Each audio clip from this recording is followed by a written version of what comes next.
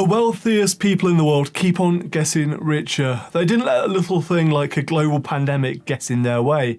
Oh no. Instead, their share of global wealth skyrocketed since the arrival of COVID, fueling massive wealth inequality. Why is this happening, and how on earth did they pull it off? Hi everyone, I'm Martin Bamford, a chartered financial planner, personal finance YouTuber and money author. On this channel, I talk about personal finance, money, happiness, investing. I make these videos to help you become wealthier and happier.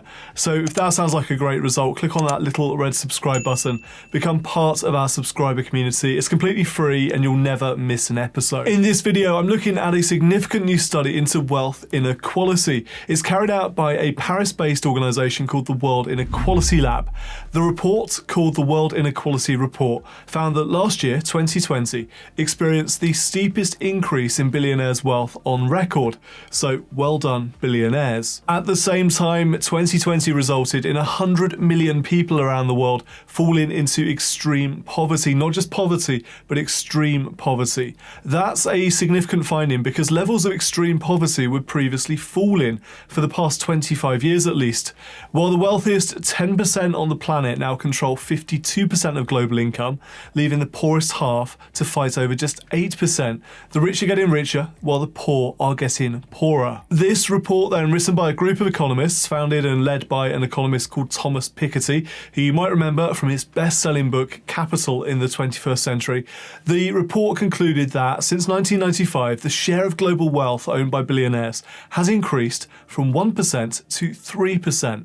The report said this increase was exacerbated during the COVID pandemic. In fact, 2020 marked the steepest increase in global billionaires' share of wealth on record. Some other fun facts from this report: the richest 1% have taken more than a third of all additional wealth accumulated since 1995. The bottom 50% by comparison only captured 2% of this additional wealth.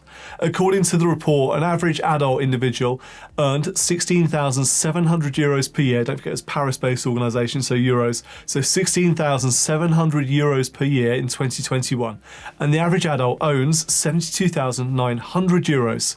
How did you compare to that average last year? Meanwhile, and again this is on average, an individual from the top 10% of the global income distribution earns 87,200 euros per year.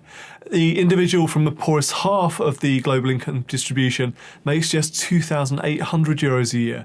So turning to ownership of wealth, the poorest half of the global population barely owns any wealth, and I'll come on to why that's significant and important in a moment. They possess just 2% of the total, so the poorest half have just 2% of the world's wealth.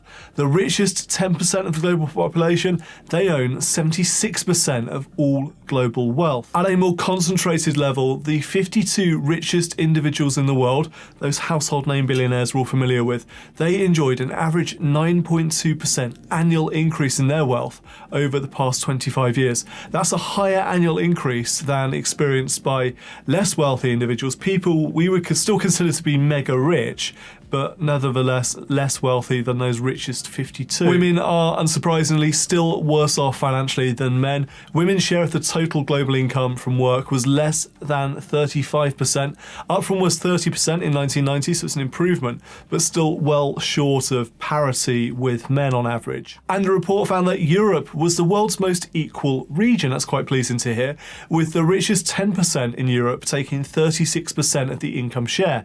However, the Middle East and North Africa were the most unequal, with the wealthiest 10% taking 58% of the income there. So why did the rich get richer during COVID? To answer that, we can look back to a report from the Swiss bank UBS. It's published last October, so still in the relatively early days of the pandemic. Not that we knew, though, the relatively early days back then. We thought it was towards the end, didn't we? But back then, UBS found that billionaires did extremely well during the pandemic, growing their collective wealth to a new record high of $10.2 trillion. At the height of the pandemic, billionaires increased their wealth by 27.5% between just April and July 2020. They benefited from the sharp recovery of global stock markets. And that right there is the surprisingly simple answer in all of this. The rich keep on getting richer because they own investment assets. Whether that's stock market investments in private unlisted companies, or commercial property portfolios, the rich rich see their wealth grow because assets grow in value over time.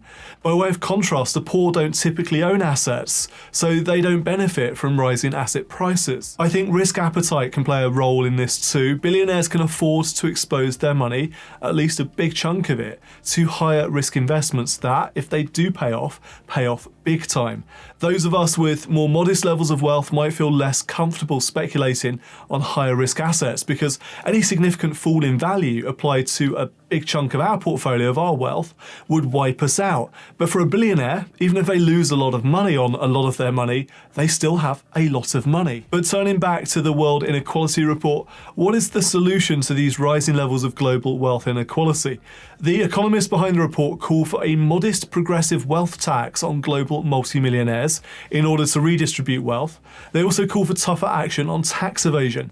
The report said, given the large volume of wealth concentration, modest progressive taxes can generate significant revenues for governments. I think a global wealth tax is inevitable at some point within the next, say, 5 to 7 years. We've already seen governments agree recently to introduce a global minimum tax for corporations, and that's one step to tackle tax evasion by wealthy businesses. Don't be surprised then if that's followed up in short order by a similar tax, but one applied to individual wealth, and that might well look like a wealth tax. Because despite conspiracy theories telling us that billionaires are in ultimate control of government policy, the world is changing. It's a very different place right now, and wealth inequality remains a critical subject that must be tackled. What do you make of this new report? Do you agree with me that a global wealth tax is probably coming in the next few years? Let me know what you think in the comments below. I do read all of your comments, and I do try and reply to them all as well, so do leave a comment down below. Thank you for watching this video. Until next time, I'm Martin Bamford, and remember, when it comes to your money, the more you know, the faster it can grow.